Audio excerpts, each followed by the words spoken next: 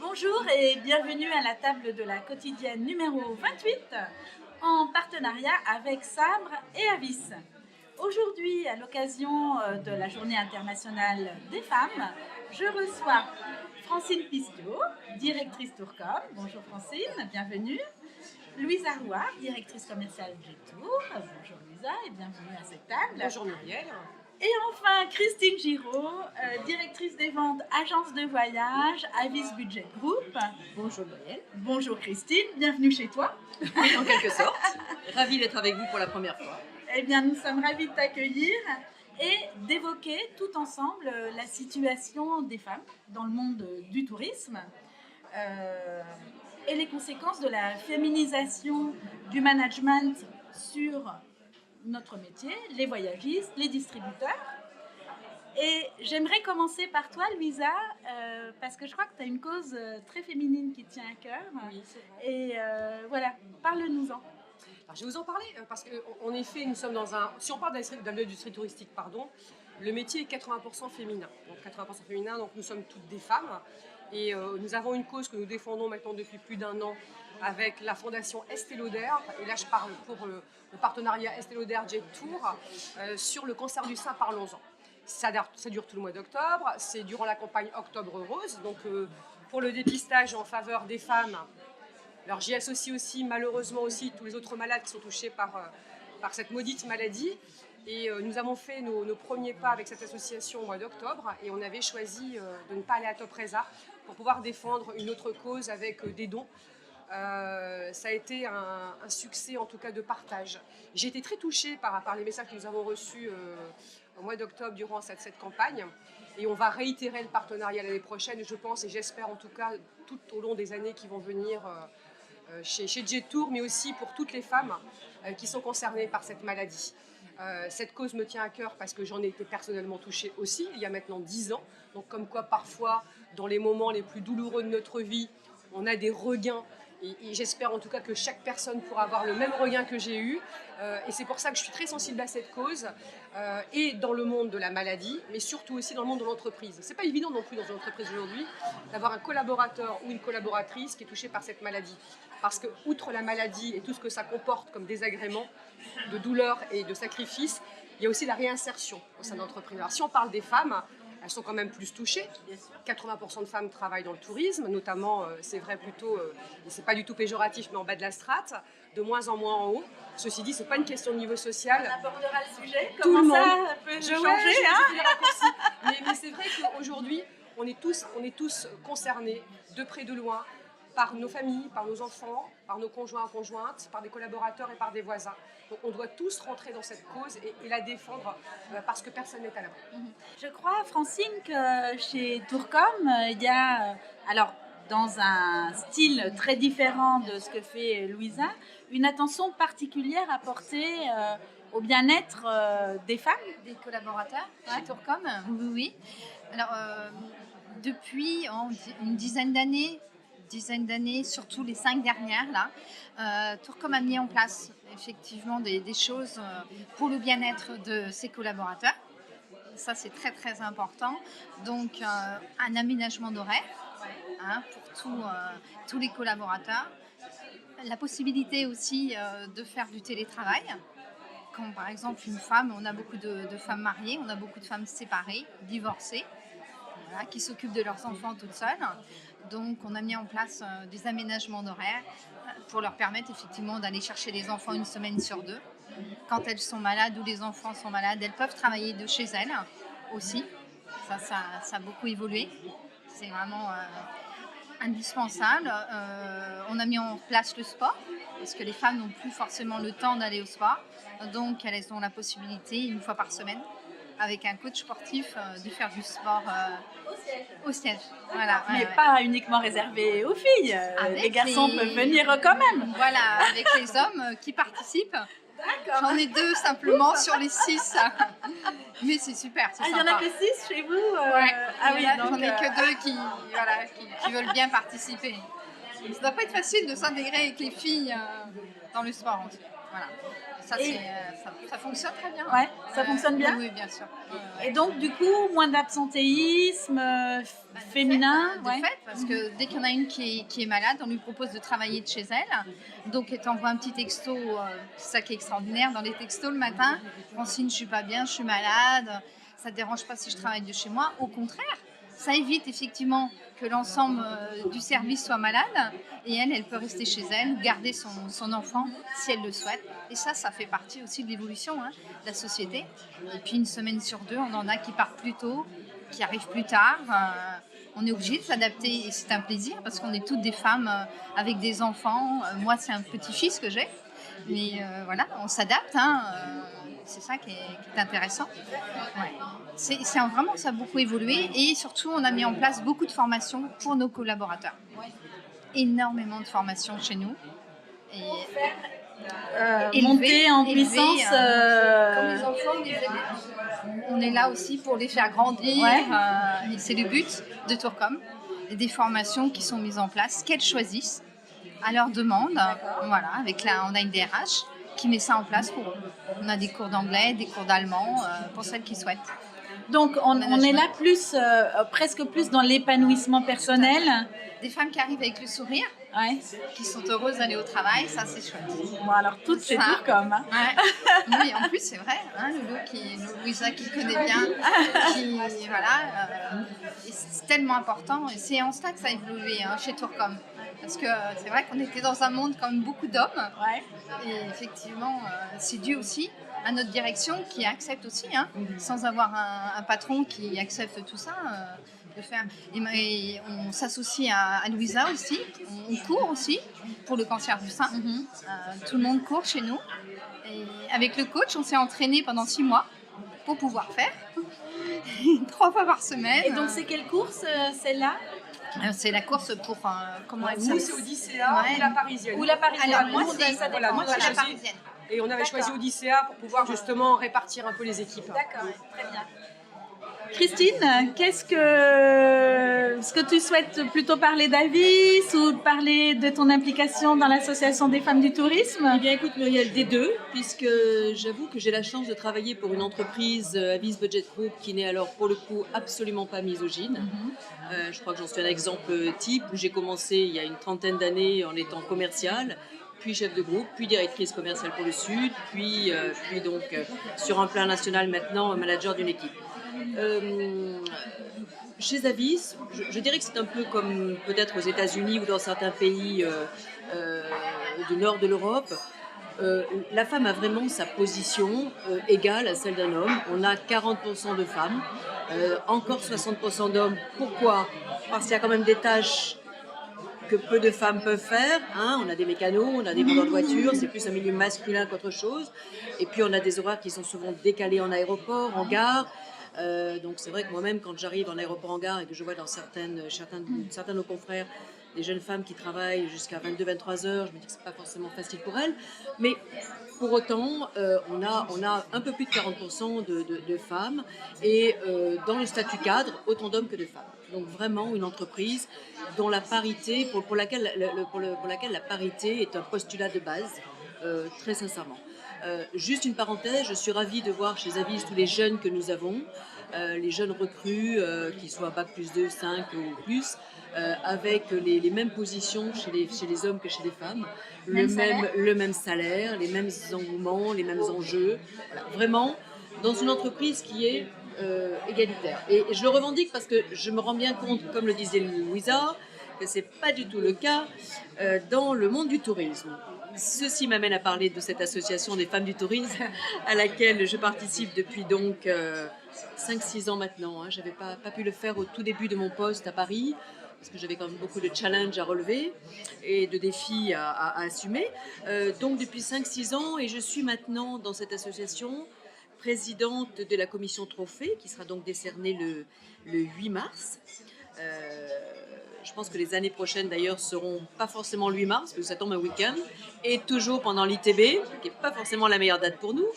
Mais c'est vrai que en intégrant cette association, je me suis rendu compte qu'effectivement, d'abord il y a beaucoup de femmes, 80% de femmes qui sont dans des niveaux de salaire qui ne correspondent pas du tout à leur cursus et à leur titre.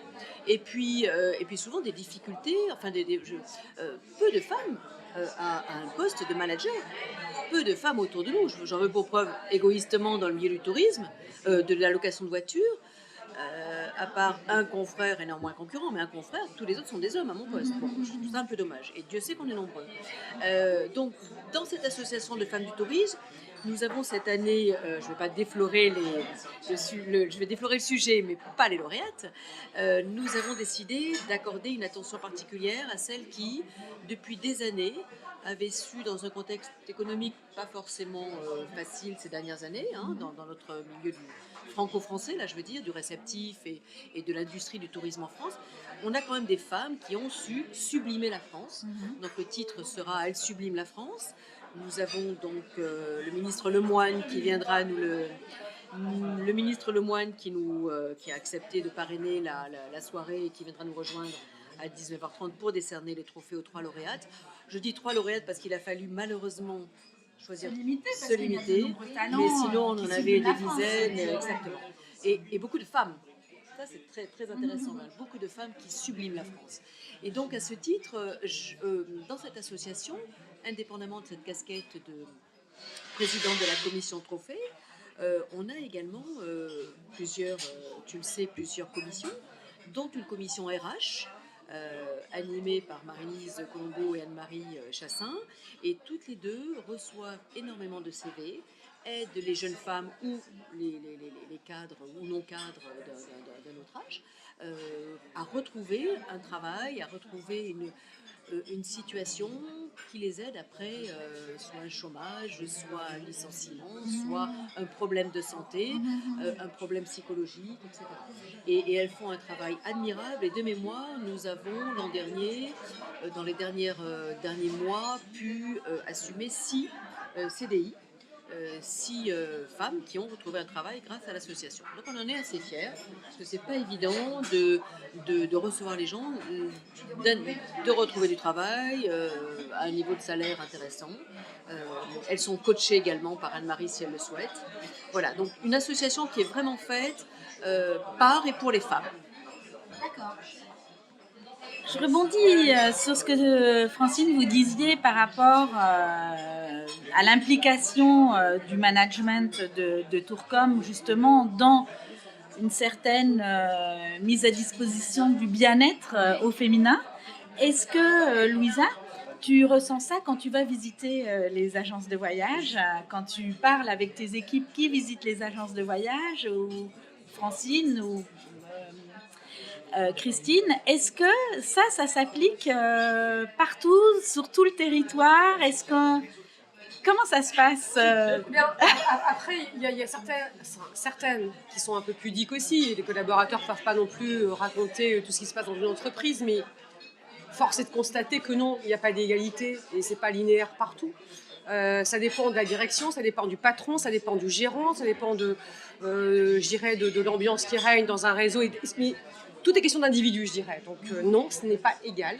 Et non, tout le monde n'a pas la même chance face à ce qui peut être mis en place chez Tourcom ou chez Avis ou chez Jet2 aujourd'hui. Hein, je veux dire, après, c'est une question, on emmène avec nous, je dirais, un état d'esprit.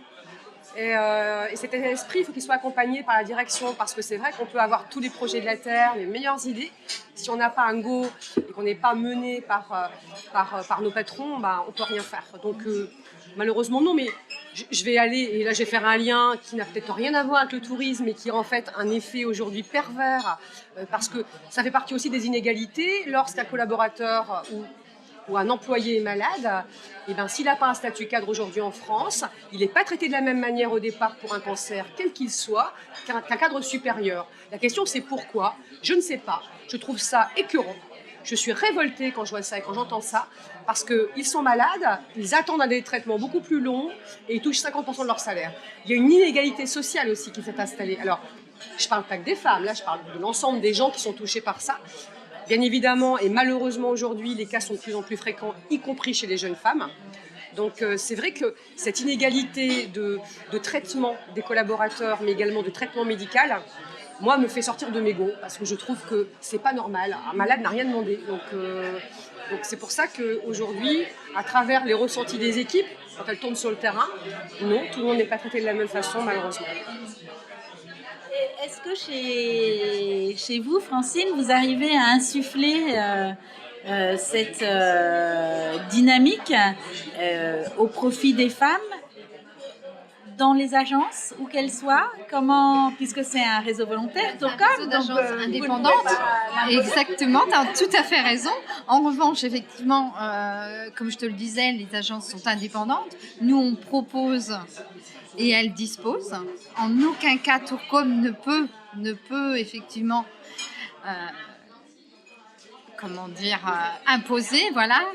imposer quelque chose. En aucun cas, je propose dans l'année 200 WebEx maintenant. 200 WebEx, c'est énorme. Hein. Pourquoi ? Parce que les agences se déplacent de moins en moins, les provinces, alors que Tourcom prend en charge leurs déplacements. Hein, Richard prend en charge les déplacements et même les chambres d'hôtel pour qu'elles puissent arriver, celles qui viennent de loin. Voilà. Elles ne peuvent plus venir, de moins en moins. Voilà. Parce qu'elles sont pas assez nombreuses dans les agences. Parce que dans les agences, elles sont plus que 2 ou 3. Il y en a une qui est malade, qui ne travaille pas le mercredi. Tu sais comment ça, ils se sont peut-être pas aussi adaptés effectivement à ce qui se passe maintenant. En tout état de cause, là, il y a de moins en moins de personnes en agence de voyage. Hein, ça, nous, on le voit. Et elles ne peuvent pas se déplacer, alors que des formations qui sont tellement intéressantes, je suis obligée de les annuler. Tu vois un peu. C'est ça qui est dommage. Alors maintenant, de plus en plus, pour les mini-réseaux, par exemple des agences qui ont des patrons de 10, 15 agences, on les regroupe et on se déplace faire les formations. Juridiques, financières, Tourcom réceptif, voilà. Tout, là, on est allé en Guadeloupe, Martinique, Réunion, dans le sud, dans le nord, dans l'ouest de la France.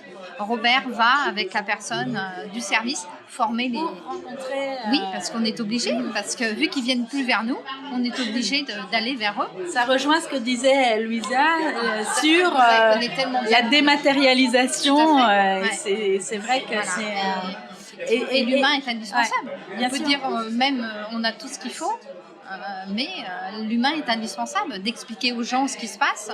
Le juridique, par exemple, est extrêmement intéressant. Et il y a tellement de changements que faut que tu sois au courant. Et si les gens ne font pas les formations, c'est à nous de venir. Voilà.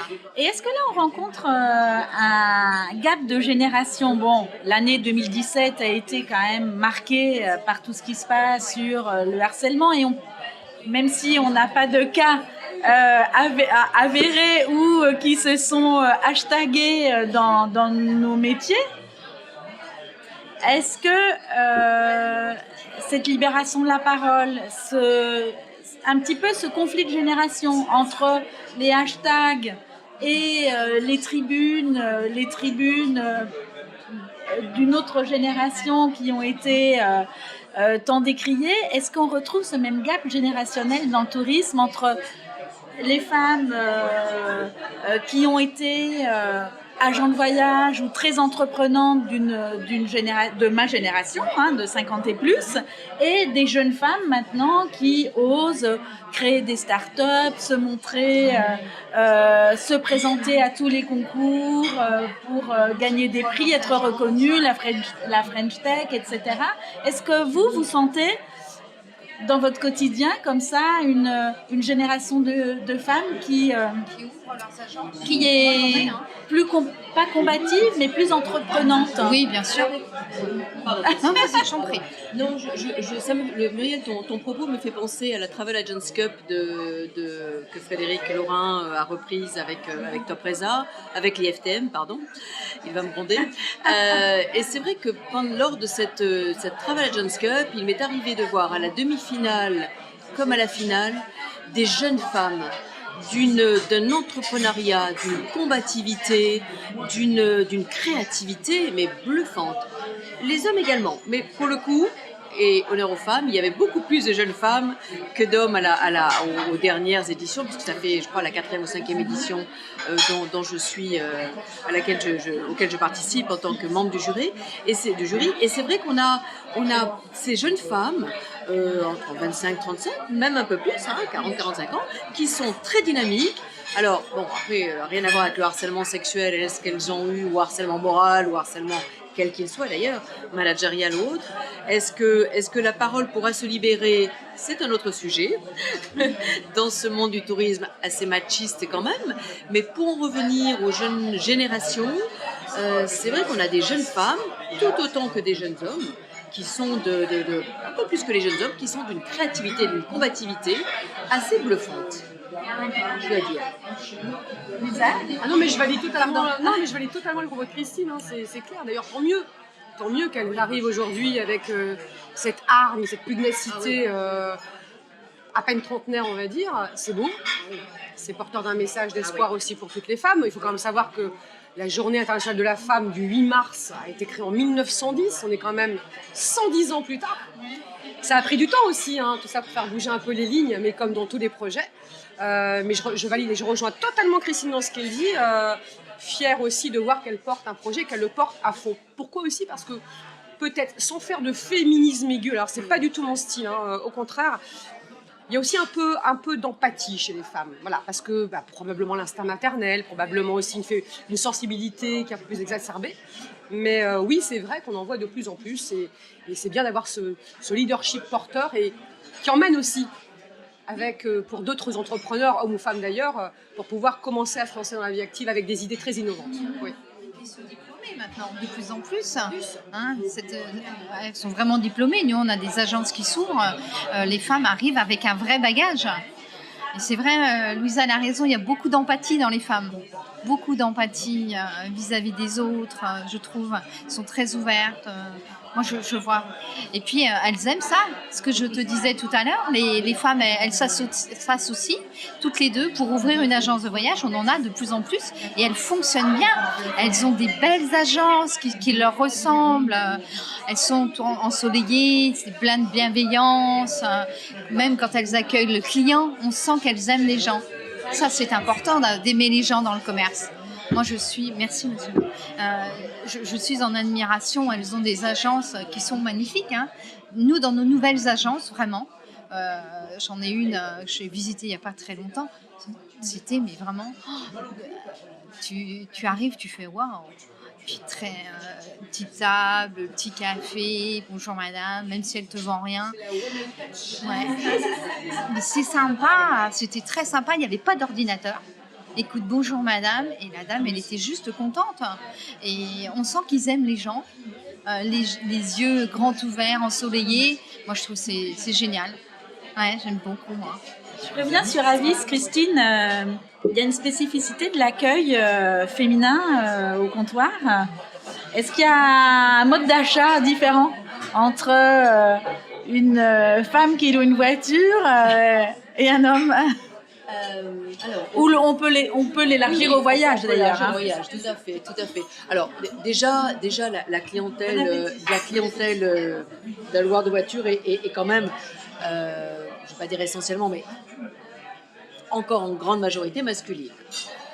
Il ne faut pas quand même passer à côté du fait que la voiture, c'est quand même le cheval du Moyen-Âge, du chevalier, et que donc l'homme a quand même un petit côté particulièrement affectif avec le choix de la voiture. Bon, pour ma part, quand j'arrive à Paris, par exemple, je prends une catégorie A ou B, ça m'est complètement égal, et je ne vais pas prendre forcément une Mercedes ou une grosse voiture ou une Alfa Romeo parce que je vais on va pas te la péter. Je vais pas la péter. Allez. Plus masculin. Voilà, non mais moi je prends une petite voiture pratique. Tu sais, les femmes sont très pragmatiques, donc voilà, une petite voiture avec laquelle je puisse me garer facile, avec laquelle au siège à vis, à Puteaux, on a un garage hyper serré, donc je vais pouvoir aborder les virages du -1, -2, tu vois, du parking sans l'abîmer, sans abîmer la voiture. Non mais j'ai pas besoin d'avoir Pour autant, quand je suis à Nice, j'aime bien de temps en temps, parce que j'habite Nice, avoir une jolie voiture, parce que j'ai mes enfants, mes parents, etc. Mais je ne focalise pas là-dessus. Pour revenir à ta question, donc c'est quand même un produit qui est quand même encore aujourd'hui beaucoup plus masculin, féminin.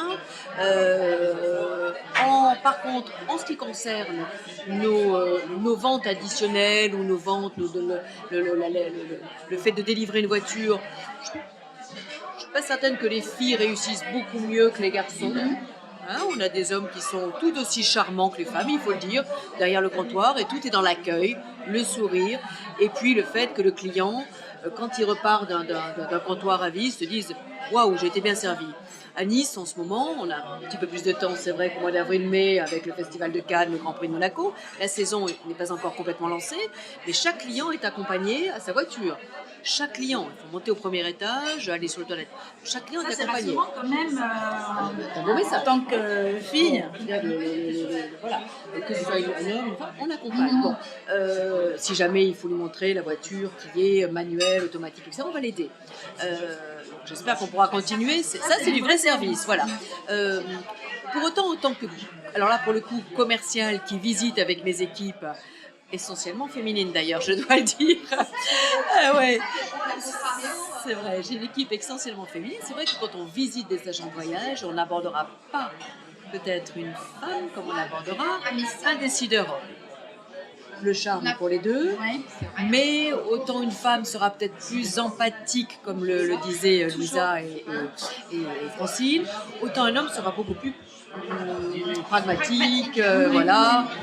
Combien me rapporte la voiture, etc. Je schématise volontairement, mais il ne va pas s'encombrer de la petite, justement, du service qu'on va apporter au client, de la petite touche personnelle qu'on va mettre. Donc quand même dans le discours, fut-il commercial, une différenciation homme-femme il me semble. Ouais, il me semble. Je ne sais pas si Louisa et Francine vont me le... Même dans le management au quotidien, je veux dire, on prend à poste égal, dans une structure quelle qu'elle soit, un homme et une femme. Le management n'est pas du tout fait ni perçu, parce que c'est normal, la perception passe aussi par ce qu'on leur transmet. De la même manière, sur deux équipes. On peut faire le test 200 000 fois si on veut, c'est sûr et certain. Alors moi, le hasard a voulu que j'ai une équipe je parle des commerciaux, Jet Tour, agence indirecte, de 10, 5 filles, 5 garçons. Je me dis une belle parité, exactement. Et je suis pour, parce que comme ça, il n'y a pas une équipe purement masculine, ni une équipe purement féminine non plus. Et je rejoins Christine et Francine. Même moi, je le vis dans mon quotidien. Même si on a une feuille de route à tenir, même si c'est main de fer dans un gant de velours, parce que c'est aussi la place des femmes qui dirigent des équipes et des services, il y a quand même une empathie qui passe, qui n'est pas du tout la même, encore une fois, sans aucun sexisme voulu, avec un homme. Parce que lui, il va du point A au point B direct. Il y a pas de... Alors que nous, on va du point A au point B, avec quelques petits raccourcis rapides, mais très rapides, hein, mais qui vont apporter peut-être un tout petit peu de rondeur et de douceur. Voilà. Et les gens ont besoin de ça aujourd'hui. Et en termes de produits Jet Tour, est-ce que quelquefois vous raisonnez féminin? Alors, comment ça se passe? D'abord parce que... D'abord, la couleur est rose, exactement. Et cette couleur rose, outre le fait qu'elle soit effectivement très tendance, c'est aussi une couleur très féminine. Deux, parce que nous avons beaucoup de clubs, 56 au total, qui représentent quand même les vacances en famille. Famille égale papa, maman, les enfants, ou les familles recomposées, ou les tribus, peu importe. En tout cas, c'est quand même un choix aussi, surtout qui vient des femmes, par rapport au bien-être qu'elle va apporter à sa famille, à ses enfants, à son mari, et également pour elle-même. Donc oui, on a pensé tout ça. Et puis parce que le prescripteur, devrais-je dire la prescriptrice en agence, est quand même aussi essentiellement une femme. Donc ça, tu confirmes Francine, c'est... En agence, demande en agence, c'est du prouvé, c'est... Un homme va s'intéresser juste au sport, la situation c'est secondaire. D'abord, qu'est-ce qu'il y a comme sport? La femme pose d'autres questions. C'est une enquête qu'on a fait, qu'on a réalisée d'ailleurs. C'est d'abord les clubs enfants, les clubs adolescents. Est-ce qu'ils peuvent être autonomes? Est-ce qu'il y a un espace plus zen pour les parents qui veulent un peu s'isoler? Est-ce qu'il y a des espaces pour les tribus et les grandes familles? Donc oui, les questions, c'est pas du tout bien. Elle a raison, Christine. Un homme est plus pragmatique. Lui, il veut une voiture, une belle voiture, il aime ça. Une femme, si on lui offre un service plus accompagné au parking, etc., que la couleur lui plaît, elle ira dans ce détail pour remercier. Alors qu'un homme va directement, je te dis, du point A au point B. Voilà. D'accord. Parfois, c'est bien, mais quand on manage des gens, c'est un peu moins bien. Parce que tout est question de nuances, tout n'est pas tout noir, tout n'est pas tout blanc, il y a quand même des nuances de gris. Et parfois, nous, on sait faire les raccourcis qu'eux ne savent pas forcément. La reconnaissance, c'est très important dans l'équipe. Et donc, Tu ne gères pas les gens de la même façon. comment tu fais ressortir cette spécificité produit, l'attachement à des services pour les femmes, leur rendre la vie plus facile dans les clubs ou pendant leurs vacances? Et comment tu fais passer ce message auprès des agentes de voyage? Je ne sais pas comment on dit, agent de voyage au féminin. Est-ce qu'elles ont justement ce discours un petit peu dédié féminin? On est aidé par le marketing, hein, je veux dire, c'est logique. L'image qu'on va véhiculer à l'extérieur auprès du réseau d'agences de distribution, comme auprès du client final, parce que la brochure ou le support va être remis au client final, c'est quand même lui qui choisit, c'est lui qui paye et c'est lui qui part en vacances. Donc, dans tout le marketing, dans l'aspect marketing, on a une communication qui est très axée sur les femmes. Et pourquoi? Parce que souvent, ce sont des petites filles qu'on en a dans nos clubs. Des petites filles avec un bon caractère. La dernière campagne que nous avons sur les clubs, c'est une petite fille, une petite nénette de 12 ans, qui est hyper rockstar, qui va nager dans la piscine, qui est mignonne comme tout. C'est quand même un message très féminin. Et la brochure club est devenue maintenant rose et argentée. Effet miroir. On peut d'ailleurs se remaquiller en nageant sur le club. Ah, ça c'est bien. Tout est pensé. Amenez-moi une brochure. Je vous en donnerai d'ailleurs. Donc on véhicule cette image parce qu'on va toucher quand même la cible. C'est une cible très féminine. D'accord. Ce sont des femmes. Voilà, les agents les prescriptrices, ce sont quand même 80% le miroir. Ouais. C'est une tripartie et fonctionne très très bien.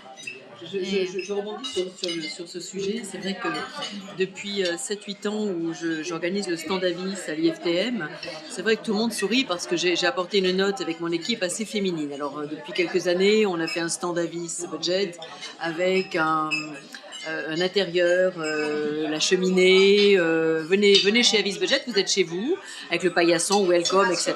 C'était rassurant. Depuis l'an dernier, on avait fait, on a imaginé un stand avec une bibliothèque, un séjour.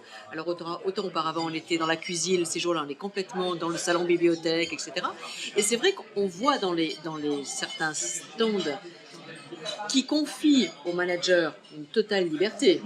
Parce que j'ai quelques bonnes relations féminines dans de grands groupes qui n'ont pas cette liberté. Chez Avis, on me l'accorde et tant mieux.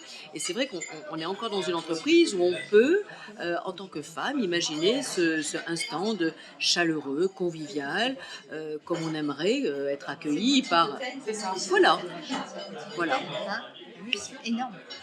Et c'est vrai que ce côté féminin, on ne peut pas le nier dans la prestation de service ou dans l'acte d'achat, comme vous en parlez, Louisa, dans le marketing, et puis voilà, c'est l'image de l'entreprise. Voilà. Eh bien, c'est sur les paroles de Christine que nous allons clore cette table avec ces 3 portraits de magnifiques femmes du tourisme. Nous nous retrouverons le mois prochain. Merci, à bientôt, bye bye.